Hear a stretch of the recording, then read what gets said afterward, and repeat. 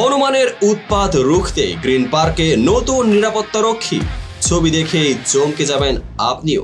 কথায় আছে, ইটের জবাব পাটকেলে। এবার সেই পদ্ধতি অবলম্বন করল উত্তরপ্রদেশ ক্রিকেট অ্যাসোসিয়েশনের কর্তারা। দর্শকদের নিরাপত্তা দেওয়ার জন্য এবার একদল লঙ্গুর ভাড়া করা হলো। নিরাপত্তারক্ষীদের পাশাপাশি প্রাণীও রয়েছে গ্রিন পার্কের সিকিউরিটির দায়িত্বে। কি অবাক হচ্ছেন? মনে হচ্ছে ভুয়া খবর, তাই তো?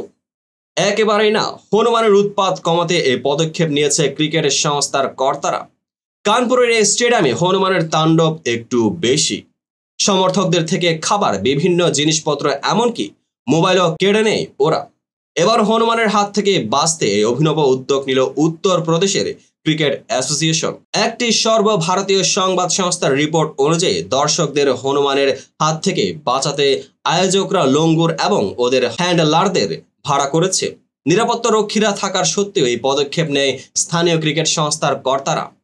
ভেন্যু ডিরেক্টর সঞ্জয় কাপুর বলেন, হনুমানের উৎপাত বন্ধ করতে আমাদের লঙ্গর ভাড়া করতে হয়েছে।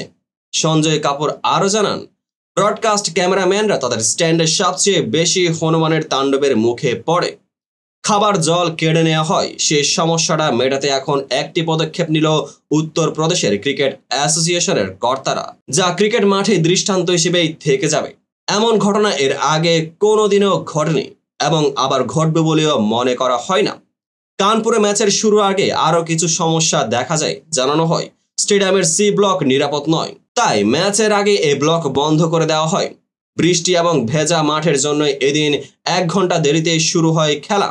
ভিডিওটি সম্পূর্ণ দেখার জন্য ধন্যবাদ। দেখা হবে পরবর্তী আপডেটেড ভিডিওতে।